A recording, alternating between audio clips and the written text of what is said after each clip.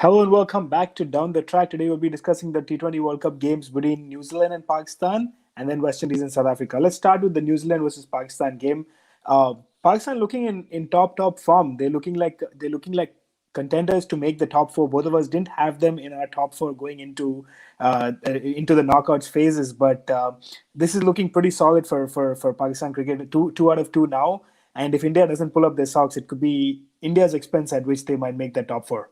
Your thoughts, Musti, Yeah, on the game? yeah, they're looking like the best team right now in the tournament. I was actually at the game. They pulled magnificently well on point. I think only two misfields.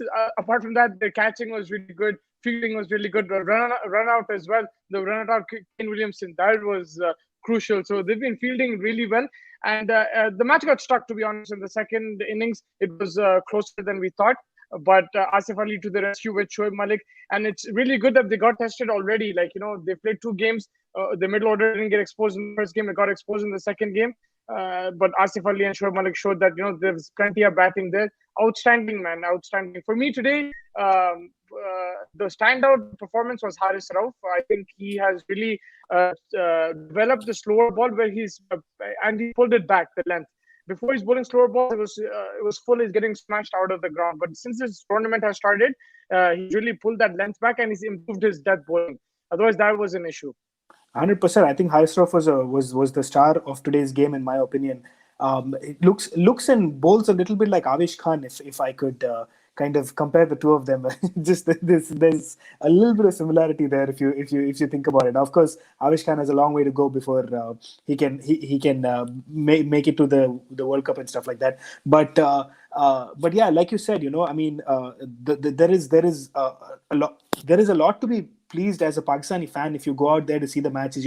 Back in the day, every World Cup tournament, you see a lot of issues. You see like misfield, you see slow starts and stuff like that. But I think that they've come in. The Pakistan cricket team has come in here with a mission, and that mission is to try to go all the way. And they're looking the part at this point in time, looking the best team after a few games that have already been played in the league stages. Now, I think they are looking the team that is really solid out there, and batting, bowling, all bases covered, like you said, fielding also. So something that they'll be very proud of with the way they've started this tournament. Yeah, you said mission, you got it spot on. I was saying the same thing today. I was actually thinking about it, that it looks like a different team. They just want to prove to the world that, we're a solid team and you need to come play us. I think if by winning matches like this, and even if they win the tournament, it'll send a statement to all the other teams that if you want to compete with the best, you have to play Pakistan. You can't just play everyone else and not play Pakistan. They're proving a point. We saw today there's a few weaknesses here and there, but overall they're beating big teams. This is not just like any other team. These are the two toughest teams in the Top group. Of teams. Afghanistan are dark horses, but if you just look on paper and history-wise, India and New Zealand, it's difficult to beat these two teams, and they've beaten them convincingly. Today, it was a tricky pitch. I saw, like even initially the way New Zealand was playing, it was slow, and there was not much dew on the ground. In Sharjah, it was different to Dubai. There was not as much dew, whereas Dubai there was more dew, and the openers found it easy. Over here, even Bauer found it tougher. Rizwan found it tougher. Fakhar Zaman struggled a bit, but Sharjah is a ground where it's a bit small. Like even sitting in that stadium, you can see, even I can hit sixes. It's a bit small, so a hit can also clear. But at the same time, that pitch doesn't allow you to free your arms, so you have to be very careful. And I think the combination of Asif Ali and Shoaib Malik was key. It wasn't just Asif Ali hitting those sixes. Shoaib Malik's calmness and speaking to him, rotating the strike, and the man was running twos like he was 20, and he's 39. Yeah, so fit. Yeah, I'm sure. I mean, this is pretty sure. I mean, you said you were at the game as well. Any interaction with any Pakistani fans? I know you have some friends over there as well. How are they feeling about this new look Pakistan side, so to say? They were so pumped. Like whenever there was New Zealand fielders fielding at the boundary, they kept yelling security, security, and they were like bantering them like next level. But in the end, they're like very excited. It wasn't like any harsh banter or anything like that. I saw 3 New Zealand fans in the whole stadium. There was the rest Pakistanis, and I think I was the other non-Pakistani. But they were really excited and very confident with the way the team was playing, and yeah, they're very happy. I think they've also they're watching Pakistan after a long time. They were supposed to play 2 T20 series. Both got abandoned, unfortunately. So they're starving for cricket and they're really enjoying themselves. I just wanted to say there was a stampede just before the game. Like in Sharjah there was some issues with going into the stadium. It took us a good 1 hour to get in, and people were just running in. So organization wasn't that much, but it just shows the eagerness of people just to go there. And that stadium is so iconic, man. I don't know if you remember I'm sure you remember the matches on TV. Yeah, of But course. it was nostalgic to be inside there. I've been there before, but it was good to see a World Cup game there. Yeah, I'm sure. That is one of my dreams as well. Hopefully, one of these days soon, we'll be able to go catch a game as well. But Book your ticket. I'm waiting for you. coming to New Zealand, some small issues over there. I think. I mean, of course, there was this first game just kind of slightly slow off the boat over here. Batting looks a little shaky, so to say. I don't want to take anything away from them, but 130 was just not enough. 134 was just not enough on the day, and I think that they missed that extra bowler. I think, especially 1 or 2 overs of an additional bowler would be helpful. I was a little surprised that Daryl Mitchell wasn't used, especially because he's been used in the death a lot by his franchise side. So surprising over there. And then at that point in time, then when Saudi just got hit for those 2 sixes, I think it was just pretty much over after that. Yeah, I think one big blow was Ferguson is ruled out of the World Cup. We got that news just before the toss. That was very surprising, and I think that was a major factor with him in the bowl lineup. It would have even been more tough for Pakistan. But still, like you said, runs were short on the board, right? So you can't say that if Ferguson was playing, they would have won the game. It would have still been difficult for New Zealand if you're going to bat like that. Again, it's about adjusting to these conditions. The way Pakistan's playing, I'm not saying today it was a fluid batting performance, but they were getting those sixes, they were getting those fours. New Zealand were rotating the strike, but they weren't getting those boundaries, to be honest. As from over 10 to 20, I don't remember any sixes. There might have been the odd couple. Conway hit a 6, Mitchell early on hit some boundaries, but I don't remember. Where I clearly remember Shoaib Malik, Fakhar Zaman, Asif Ali, all these guys hitting boundaries. So that's something that New Zealand got a bit wrong. I understand the pitch was slow. It was difficult. Pakistan bowled exceptionally well, but I think they should have taken a few more risks. It is difficult to say. It's easier to say than actually do, but I think they should have been more aggressive in their intent. They have Kane Williamson to anchor. That's exactly what he was doing. And I think unlikely to get run out. If he stayed a bit longer, he could have accelerated. But when you have somebody like him, the other guy needs to accelerate a bit more. Yeah, I agree. I agree 100% on that front. But just to kind of shore up that bowling attack, maybe bring in a Jamieson for a Saudi. That's an option. I actually like the way Saudi bowled today. I think I need to see his figures, but yes, look at his 4 overs, 25 runs, 1 wicket. I didn't realize these were his exact figures, but the way he bowled live when I was watching him, he was getting that pace, and he has a very good slower ball as well. For me, I don't know how it would look on TV, but for me, he was more impressive than Bolt, and he has that experience. But yes, I think Jamieson could be tried. Especially maybe in Dubai or Abu Dhabi. The problem with Jamieson is what I've seen from limited overs is that he hasn't found that that slower ball variation, those cutters. Once he develops that, he'll be more effective on these pitches. If this was in Australia, 100% you would play Jamieson in every game. But I think right now it's difficult to replace them. Maybe get Jamieson in, for another player. I don't know who that player would be, because you need to play Saudi and Santner, and you have Nisham there. But yeah, I think Nisham is needed with the bat. So yeah, right now I don't know where you can fit him. But if it was a different condition, different pitch, then you could play him. Yeah, a little bit of thinking for New Zealand to do. But Pakistan looking solid. I mean, they continue with their same 11 and just keep doing what they're doing, and they can just continue to, like I said, they can continue to do what they're doing, and they're looking extremely good so far. They have 1 foot in the semifinals. 1 foot in the semifinals, exactly. So this is very, very heartwarming for them, I'm pretty sure. Your player of the match? Haris Rauf, definitely. The ball, he was exceptional. Like I said, that slower delivery, particularly the length that he was bowling, it was so difficult to play him. He picked up 2 wickets in the over. That really lifted the crowd over there. And of course, we knew that he has pace, but I really like that he's varying his pace now. He's not, and his length. He's not predictable anymore. He was predictable in those warm-up games. He was predictable in previous bilateral series. But something happens with this Pakistan team, and I've always mentioned they're a cup team. Remember, I called them Arsenal, and you got offended. But you know what I mean? Like in cups, they're a bit different. Yes, they do have the odd bad tournament, but in general, in ICC events, they always compete. Even in 2019, they came 5th, but they beat South Africa and New Zealand. They beat England in that World Cup as well, who were champions. So Yeah. Pakistan in ICC tournaments are always dangerous. Something happens, man. I don't know what it is. Of course, we always talk about unpredictable, but this team, I think there's a good balance. There's a good balance of attacking players, defensive players, and smart players. I wouldn't say this is the best bowling lineup on paper, but it is the best bowling lineup currently on form. And I think they complement each other very well. The likes of Imad Wasim can really stifle the runs on one end and then gives that Shaheen Shah Afridi the freedom to go and pick up the wickets on the other end.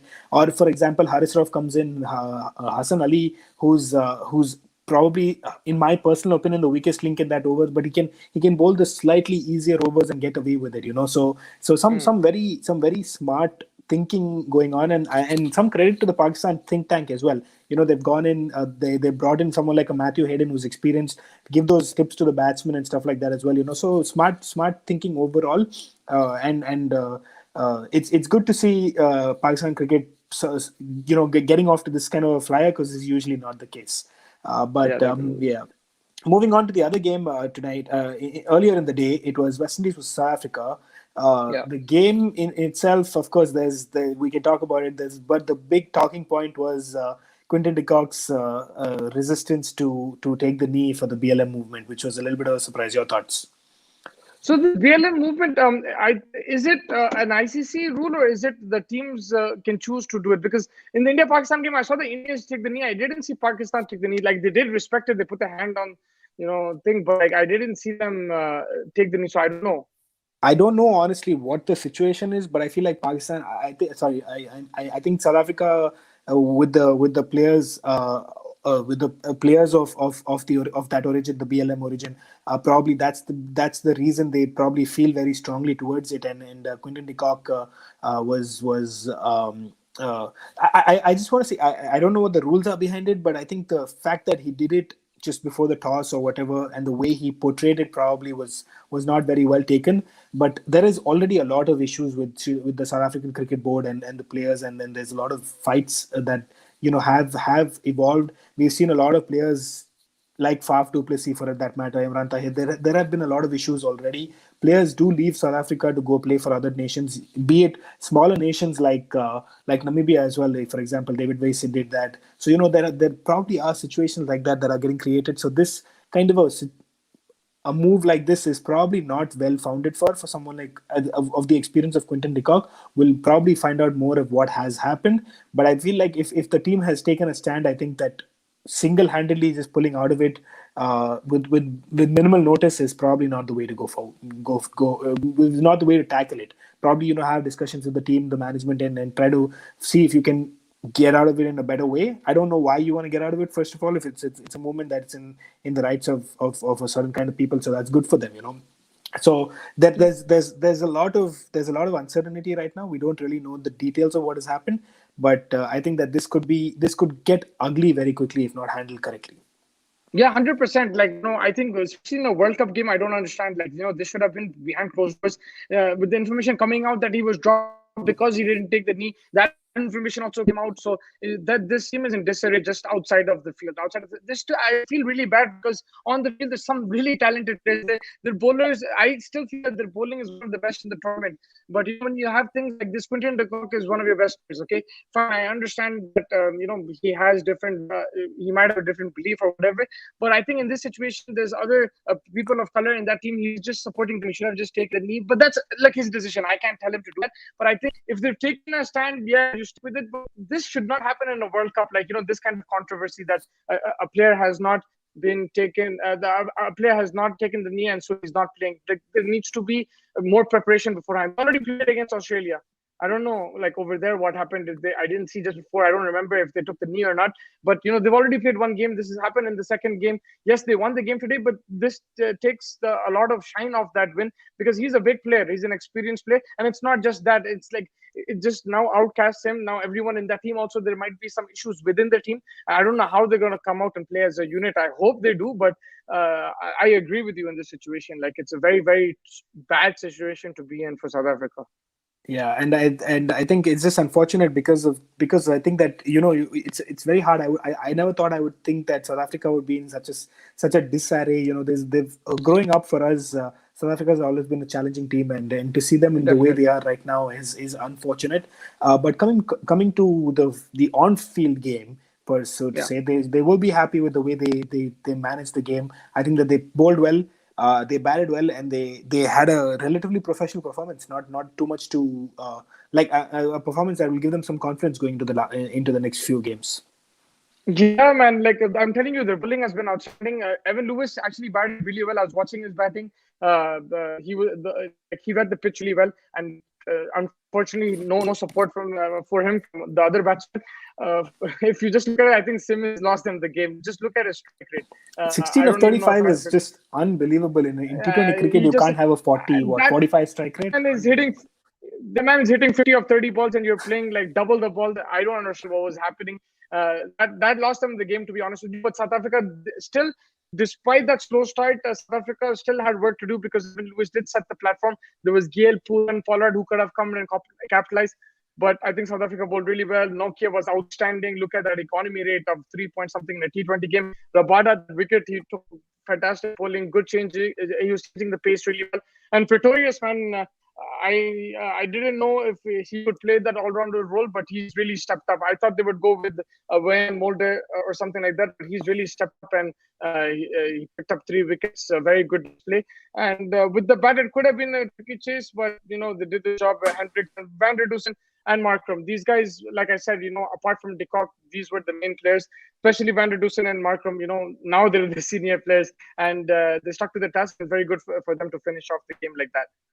Yeah, actually, you kind of hit the nail on the coffin. I think all the points that you made were absolutely precise in terms of their batting, their bowling. The big players on the stage, the likes of Rabada, Notia, Markram, and Van der Dusen, who's relatively new to the South African scene, but these guys stepped up and performed professionally. And I think that if they can keep the off-field antics away, I think that this team has capabilities to move forward. Unfortunate, Uh, yeah. Unfortunate out on field off field antics, but there is hopefully they can take some confidence off of this game and move in the right direction, and hopefully they get a few more wins under the belt and can really challenge for those top two spots, which could be open with West Indies really struggling right now. But which brings me to West Indies.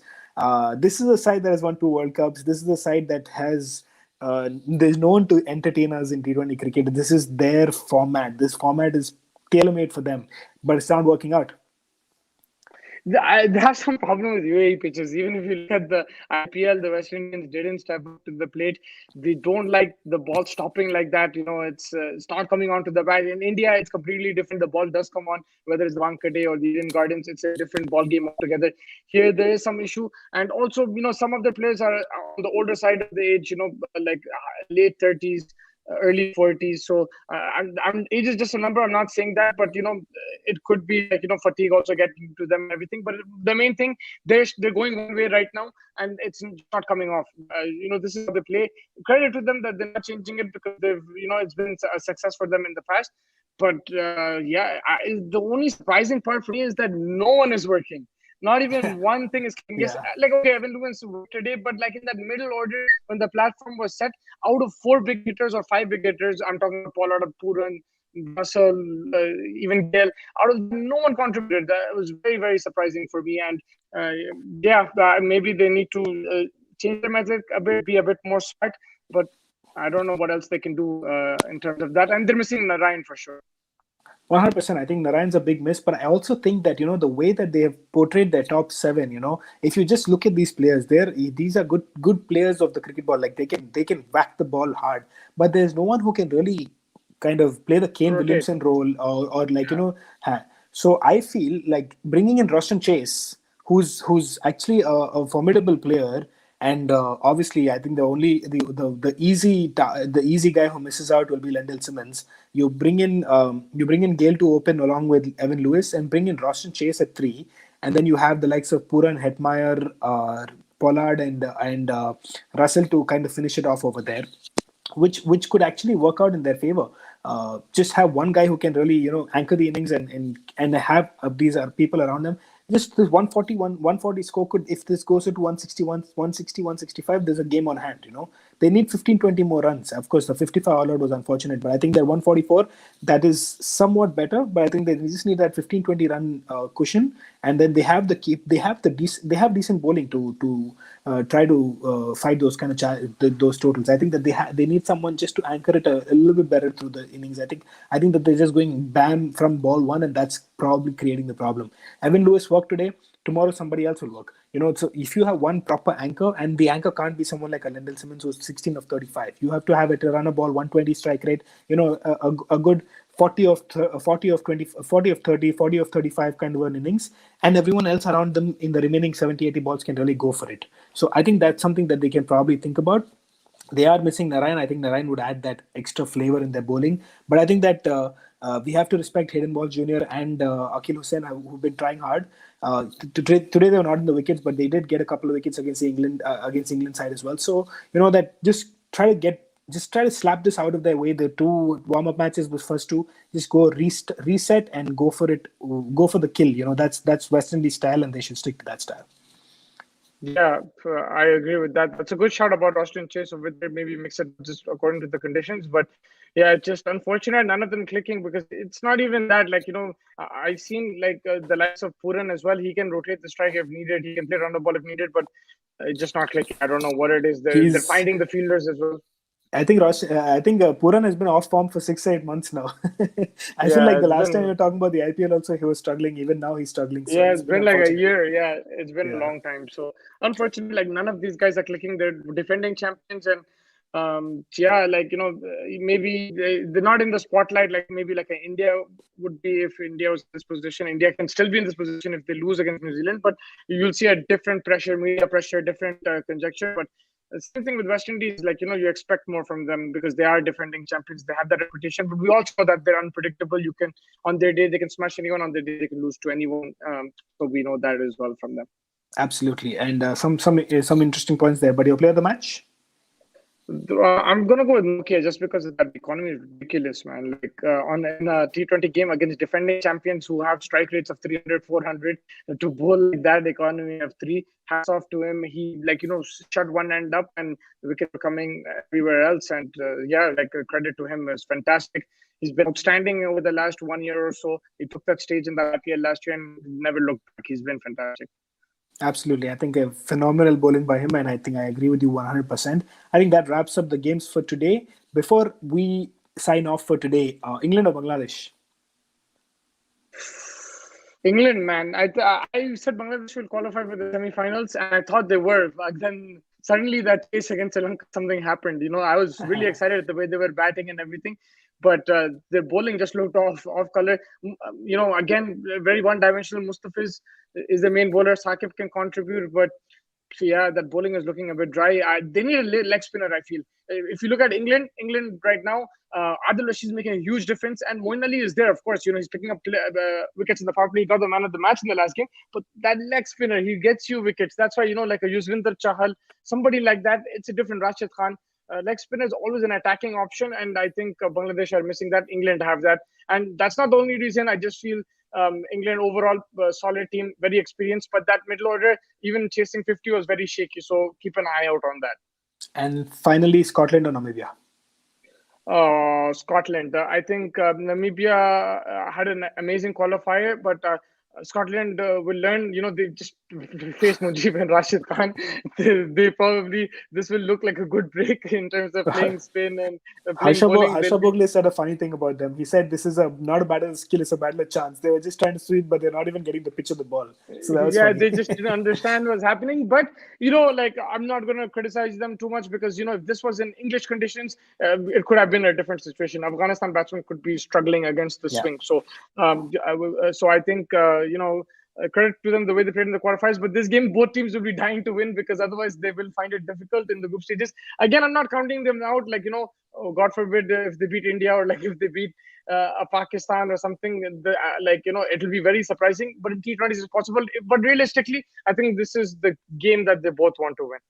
Absolutely. I think that is for sure the game that probably will be the biggest game that both teams will want to win because the other teams will be harder to beat for sure.